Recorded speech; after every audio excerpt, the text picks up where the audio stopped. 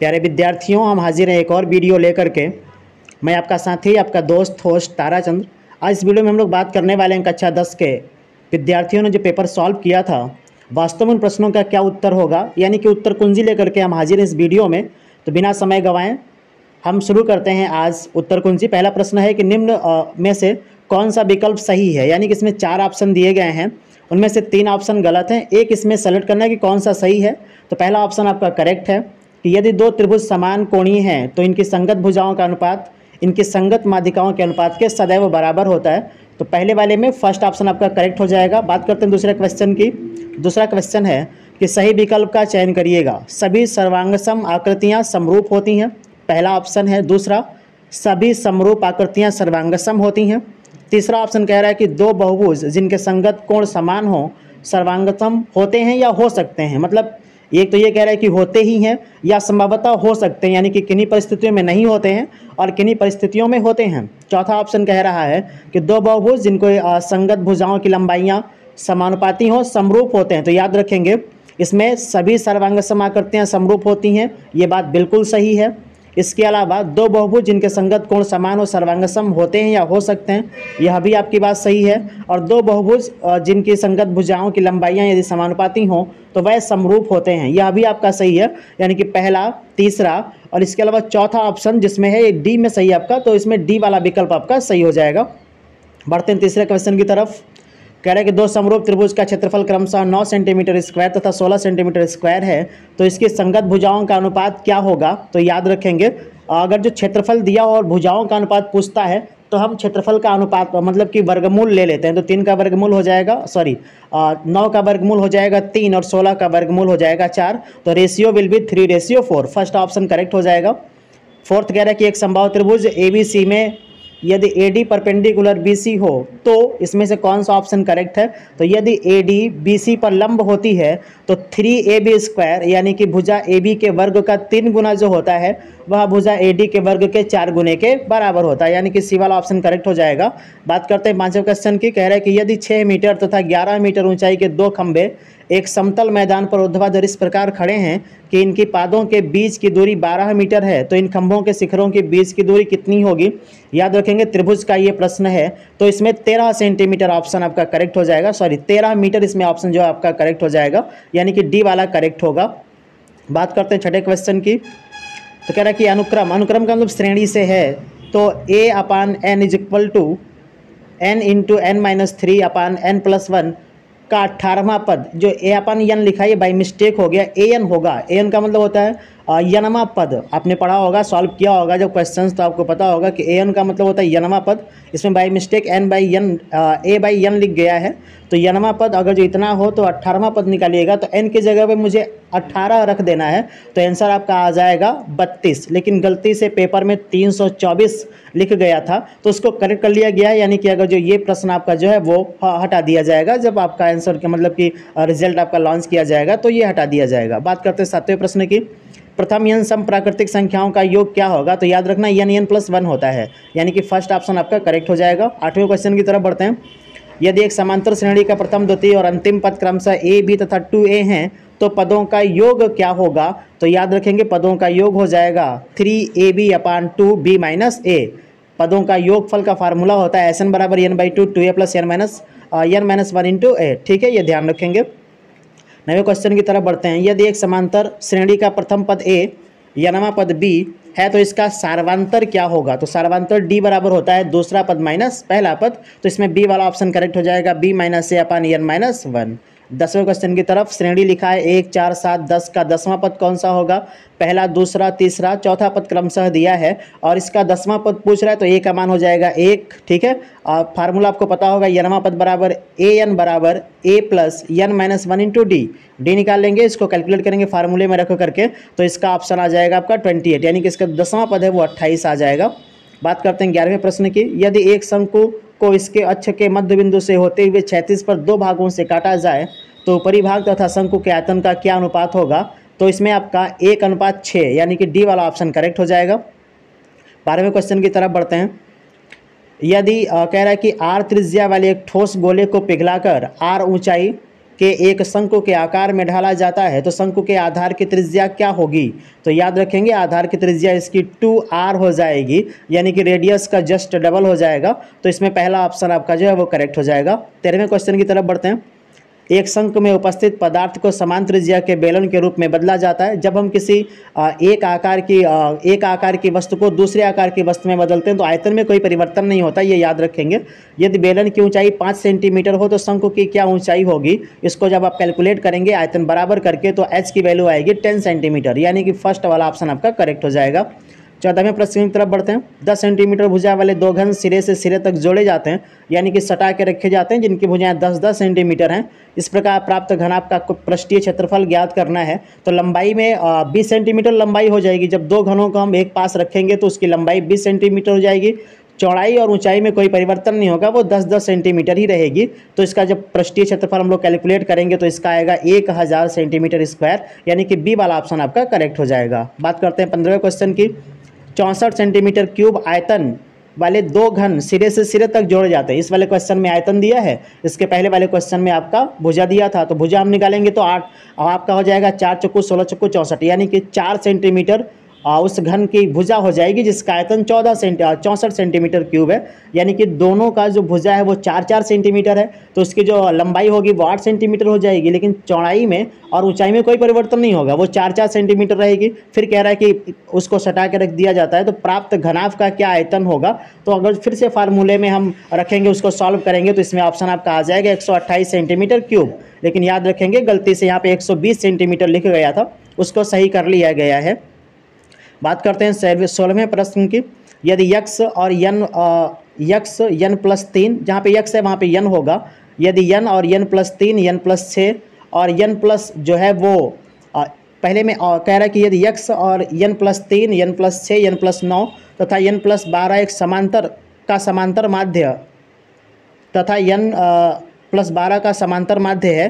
अच्छा, यक्स पहला पद आपका यन प्लस 3 है, दूसरा यक्स प्लस 6 है, तीसरा यन प्लस 9 है और चौथा यक्स प्लस 12 है। इसका जो समांतर माध्य है वो यक्स है। तो कह रहा है यक्स का क्या मान होगा? तो कुल पदों का योग बटे कुल पदों की संख्या जब इसको हल करेंगे तो यन का मान आपका आ जाएगा 4, यानी कि यक्स की वैल्यू यहाँ पे 4D वाला ऑप्शन आपका करेक्ट हो जाएगा। बात करते हैं 17वें प्रश्न की। यदि प्रथम यन प्राकृतिक संख्याओं का माध्य 15 है तो अब इसमें आगे कुछ निकालना था, थोड़ा क्वेश्चन अधूरा है। इसमें आपका 29 आएगा। यदि यन प्राकृतिक संख्याओं का माध्य 15 है तो यन का ही मान पूछ रहा होगा, तो इसका मान हो जाएगा 29, यानी कि डी वाला करेक्ट हो जाएगा। प्रथम यन विषम प्राकृतिक संख्याओं का माध्य पूछ रहा है तो प्रथम यन विषम प्राकृतिक संख्याओं का माध्य यन होता है, यानी कि सी हो जाएगा ऑप्शन। बात करते हैं 19वें प्रश्न की। निम्न में से कौन केंद्रीय प्रवृत्ति की माप नहीं है? तो मानक विचलन केंद्रीय प्रवृत्ति की माप नहीं है। माध्य, माध्यिका और बहुलक केंद्रीय प्रवृत्ति की मापें हैं। बात करते हैं 20वें प्रश्न की। निम्न में से किसे आलेखीय विषय ज्ञात नहीं कर सकते हैं? तो याद रखेंगे बहुलक को आलेखीय विषय ज्ञात नहीं किया जा सकता, सी करेक्ट हो जाएगा। 21 की बात करें तो अब आपका यहाँ से सोशल साइंस शुरू हो गया है।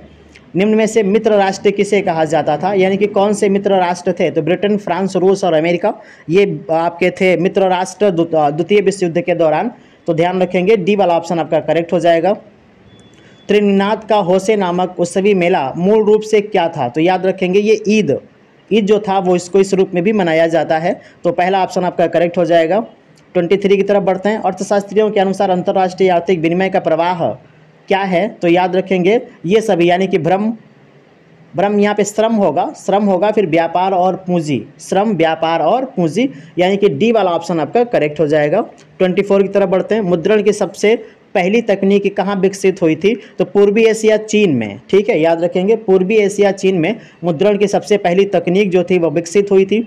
25 की तरफ बढ़ते हैं। ईश्वरचंद्र द्वारा लिखी पुस्तक कौन सी है? तो गुलामगिरी जो है वो ईश्वरचंद्र द्वारा लिखी पुस्तक है। बाकी दादागिरी, नेतागिरी और गुलाम भारत ये किसी तरह का कोई पुस्तक नहीं है। बात करते हैं 26 की। 1448 में गुटेनबर्ग ने कौन सी पहली पुस्तक छापी थी? तो बाइबिल सबसे पहले छापी थी गुटेनबर्ग ने 1448 ईस्वी में। 27 की तरफ। बंगाल गजट नामक एक साप्ताहिक पत्रिका का संपादन कब आरंभ हुआ था? तो इसमें आपको याद रखेंगे 1870 में सबसे पहले आरंभ हुआ था, यानी कि डी वाला ऑप्शन आपका करेक्ट हो जाएगा। बात करते हैं 28 की। तो मुंबई हाई प्रसिद्ध है, तो तेल शोधन कारखाने के लिए मुंबई हाई प्रसिद्ध है। बड़ा महत्वपूर्ण प्रश्न है, लोकप्रिय प्रश्न भी है, बहुत अधिक बार ये बोर्ड एग्जामिनेशंस में भी पूछा जाता है। 29 की तरफ बढ़ते हैं। भारत में पवन ऊर्जा का विशाल केंद्र कहाँ स्थित है? तो तमिलनाडु में पवन ऊर्जा का विशाल केंद्र स्थित है। 30 की तरफ बढ़ते हैं। रोशनी देने वाले बल्ब में कितने खनिज होते हैं? तो रोशनी देने वाले बल्ब में याद रखेंगे 5 खनिज पाए जाते हैं। 31 की बात करें तो कह रहा है प्रश्न, अंकलेश्वर किस लिए प्रसिद्ध है?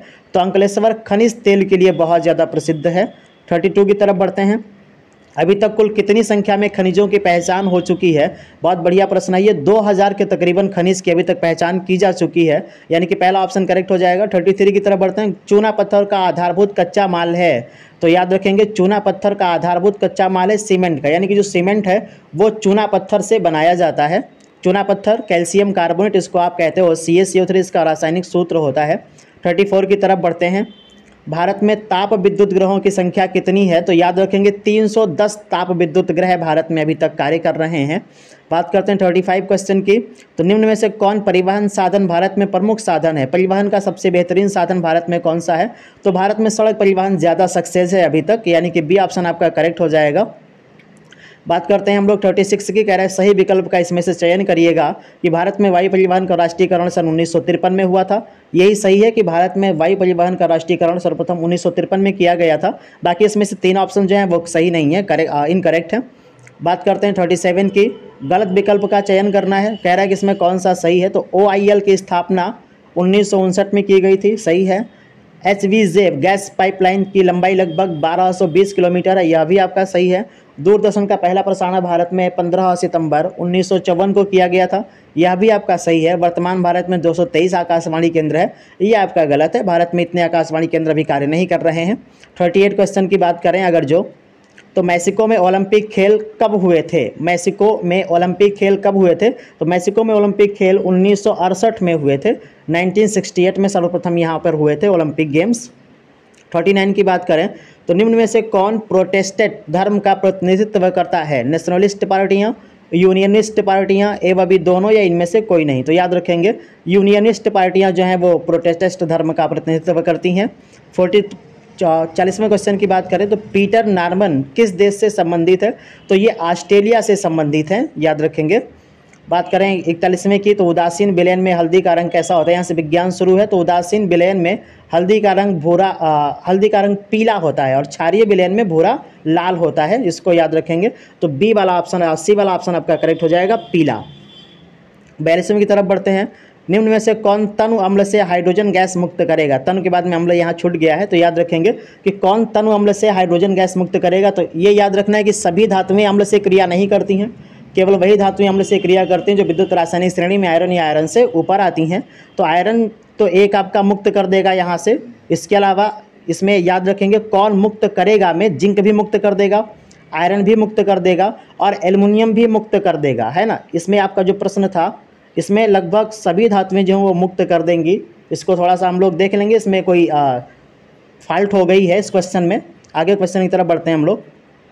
धन विद्युतीय तत्वों के ऑक्साइड कैसे होते हैं? तो याद रखेंगे धातुओं के ऑक्साइड क्षारीय होते हैं और अधातुओं के ऑक्साइड अम्लीय होते हैं। 44वें क्वेश्चन की तरफ बढ़ते हैं। सही विकल्प चुनिएगा। डाईहाइड्रोक्लोरिक अम्ल विद्युत का कुचालक होता है। अगर कोई अम्ल है और वो शुष्क है तो वह विद्युत का चालन नहीं करेगा, इस बात का ध्यान रखेंगे। जैसे कि सल्फ्यूरिक का आपका अम्ल है और इसका हाइड्रोक्लोरिक अम्ल है, यदि वो शुष्क है तो उसको हाइड्रोक्लोरिक अम्ल पढ़ा ही नहीं जाएगा, उसको पढ़ेंगे हाइड्रोजन क्लोराइड गैस, और वह किसी भी तरीके से विद्युत का चालन नहीं करेगा। एल्युमिनियम जैसी धातुएं केवल अम्लों से हाइड्रोजन गैस मुक्त कर पाती हैं, क्षारों से नहीं। एल्युमिनियम दोनों से, एल्युमिनियम जो है वो केवल अम्ल से मुक्त करती है, क्षार से मुक्त नहीं करती है।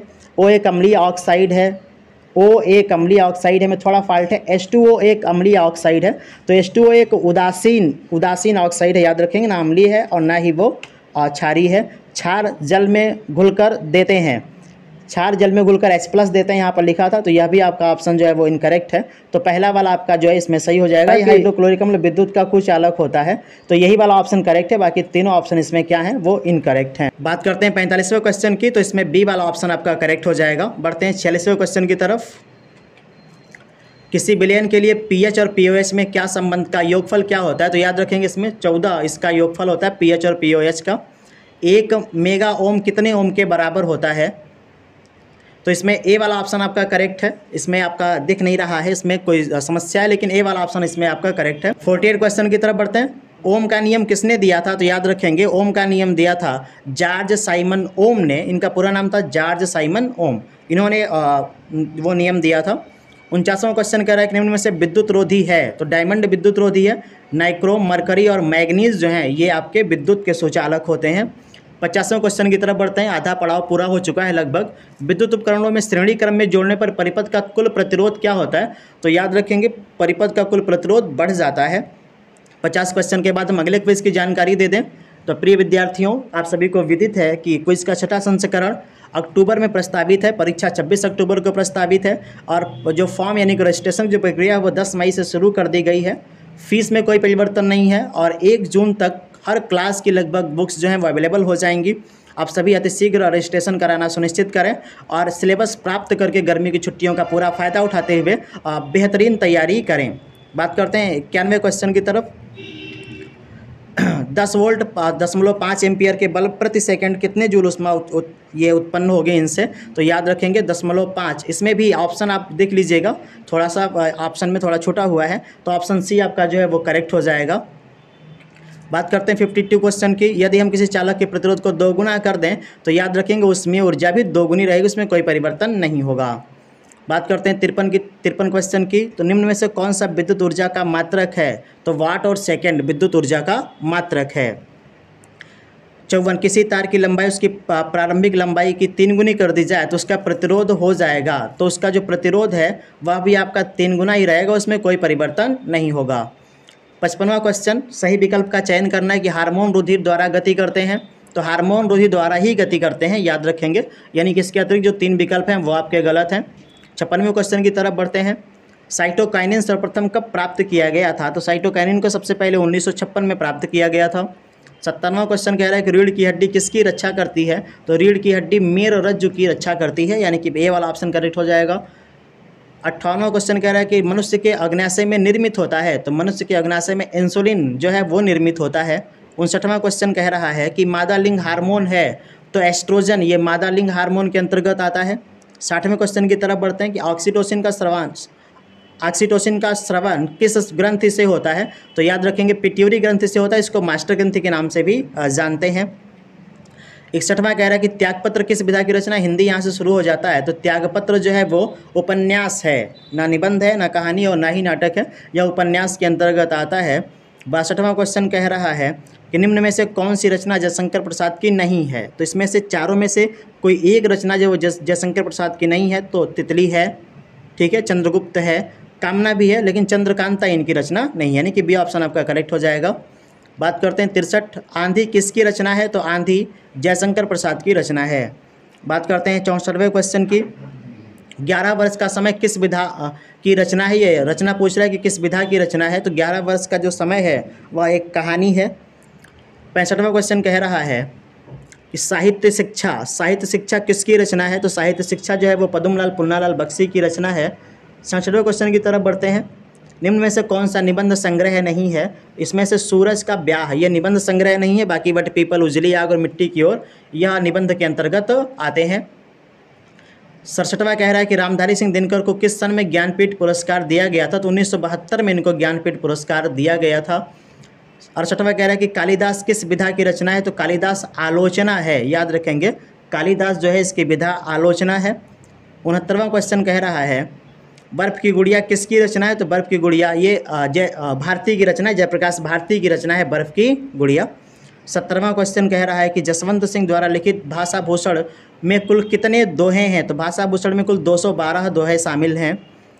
71वां कह रहा है कि सूर सारावली में कितने पद हैं? इसमें भी गलती से 117 लिखा गया था, लेकिन 1107 पद इसमें जो है वो शामिल हैं। क्वेश्चन को करेक्ट कर लिया गया है। 72वां क्वेश्चन कह रहा है कि निम्न में से कौन सी रचना तुलसीदास की नहीं है? तो रामायण जो है वो तुलसीदास की रचना नहीं है, रामचरितमानस इनकी रचना है। 73वां रसखान जी की मृत्यु कब हुई थी? तो रसखान जी की जो मृत्यु हुई थी वो 1619 ईस्वी में हुई थी। 74वां क्वेश्चन कह रहा है कि बिहारी जी की प्रसिद्ध रचना क्या है?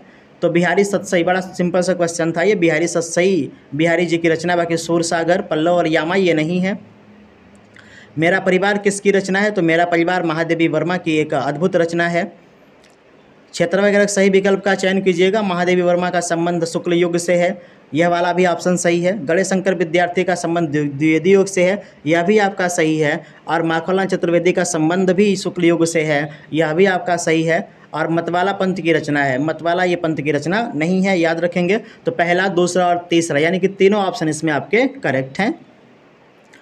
77वां क्वेश्चन कह रहा है कि सत्य कथन का चयन कीजिएगा। डॉक्टर राजेंद्र प्रसाद कवि के रूप में प्रसिद्ध हैं। तो डॉक्टर राजेंद्र प्रसाद कवि के रूप में प्रसिद्ध नहीं है, इन्होंने कुछ रचनाएं लिखी हैं, ये लेखक के रूप में जाने जाते हैं। कुरुक्षेत्र दिनकर का उपन्यास है, तो कुरुक्षेत्र दिनकर का उपन्यास भी नहीं है, याद रखेंगे। डॉक्टर रामविलास जाने माने आलोचक हैं, डॉक्टर रामविलास आलोचक के अंतर्गत नहीं आते। आकाशदीप जयशंकर प्रसाद का प्रमुख कहानी संग्रह है, तो याद रखेंगे कि आकाशदीप की रचनाकार जयशंकर प्रसाद है। और विधा की बात करें तो कहानी है, यानी कि डी वाला ऑप्शन आपका करेक्ट हो जाएगा। 78वें क्वेश्चन की तरफ बढ़ते हैं कि माता पिता में कौन सा समास है? तो द्वंद्व समास है माता पिता में। 79वां क्वेश्चन कह रहा है कि कविता क्या है कि विधा क्या है? तो याद रखेंगे कविता क्या है कि जो विधा है वो काव्य है। भले लिखा है कि कविता क्या है, लेकिन ये काव्यगत रचना है।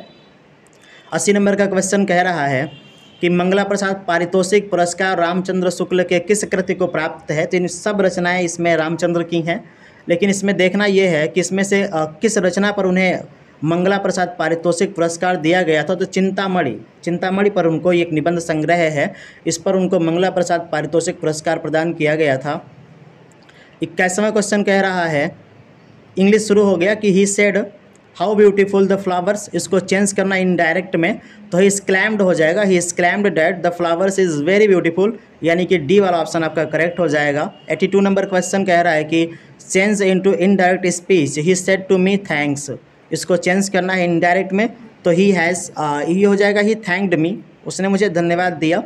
83 की बात करें तो ये कह रहा है कि ट्रांसलेट इनटू इंग्लिश, उसकी खूबसूरती प्रशंसनीय थी, तो हर ब्यूटी वाज एडमायरेबल, यानी कि बी ऑप्शन आपका करेक्ट हो जाएगा। 84 की बात करें तो वह अजीब अजीब कारनामे कर रहा था, इसमें याद रखेंगे कि ऑप्शंस नहीं दिए गए थे, यानी कि यह क्वेश्चन पहले से ही जो है वो हटा दिया गया है। 85 कह रहा है कि choose the word which is spelled correctly, इसमें छांटना है कि कौन सा सही है कौन सा गलत है। तो इसमें दो ऑप्शन आपके करेक्ट हैं, बी वाले और सी वाले, इन दोनों की स्पेलिंग सही है, बाकी जो दो शेष रह गए यानी कि टाइफाइड और इसके अलावा रिंग वार्म, इसकी स्पेलिंग जो है वो फॉल्ट है इसमें। The college hall was throned with the student, कह रहा है कि इसको चेंज करना है, पसिवाइज में इसको चेंज करना है, तो इसमें सी यानी कि the students throned the college hall, ये वाला ऑप्शन आपका करेक्ट हो जाएगा, सी वाला। 87 की बात करें तो कह रहा है कि हम अगले वर्ष अपने नए मकान में रह रहे होंगे, तो we will be living in our new house in next year, यानी कि बी ऑप्शन आपका करेक्ट हो जाएगा। 88 की बात करें तो 9:45 बजे का ट्रांसलेशन पूछ रहा है, तो इसमें हो जाएगा इट विल बी 9:45, 9:45 बजे हैं, ए वाला करेक्ट हो जाएगा। 89 की बात करें तो बहुत घनघोर वर्षा हो रही थी, इसका भी ट्रांसलेशन पूछा है, तो it is raining very heavily, बहुत तेज़ी से वर्षा हो रही थी, तो पहला ऑप्शन आपका करेक्ट हो जाएगा। 90 क्वेश्चन कह रहा है उसे हल्का फुल्का बुखार महसूस हो रहा था, तो he was feeling slight fever, उसे हल्का फुल्का बुखार महसूस हो रहा था। 91 की बात करें तो कह रहा है कि द एंटोनेम ऑफ फ्लैट का पूछ रहा है इसमें कि क्या होगा एंटोनेम, तो फ्लैट का एंटोनेम हिली हो जाएगा, यानी कि ये ऑप्शन करेक्ट हो जाएगा। एंटोनेम ऑफ प्लेंटी, तो इसका पूछ रहा है तो इसका हो जाएगा लैक, प्लेंटी का मतलब ज़्यादा होता है, लैक का मतलब कम हो जाएगा। 93 की बात करें तो एंटोनेम ऑफ मेजर का पूछ रहा है, तो मेजर का आपका हो जाएगा माइनर, मेजर का मतलब प्रमुख होता है या ज़्यादा होता है, माइनर का मतलब कम होता है, तो 93 आपका हो जाएगा। द साइनोनेम ऑफ फ्रेंडली का इसमें साइनोनेम पूछ रहा है, तो इसमें हो जाएगा वार्म, फ्रेंडली का मतलब बहुत घनिष्ठ कह सकते हो आप, है ना, तो वार्म का मतलब भी घनिष्ठ या गर्म से ही होता है। तो 95 की बात करें, कह रहा है कि द साइनोनेम ऑफ डिक्लेयर्ड इज़, इसमें हॉलर्ड हो जाता है, हॉलर्ड, डिक्लेयर्ड का साइनोनेम हॉलर्ड हो जाएगा, यानी कि सी वाला ऑप्शन आपका करेक्ट हो जाएगा।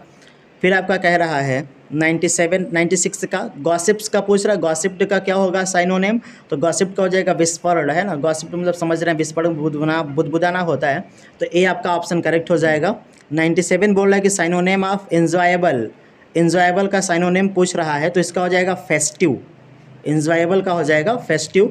98 की बात करें साइनोनेम ऑफ डैमेज का पूछ रहा है, तो डैमेज का हर्ट हो जाएगा।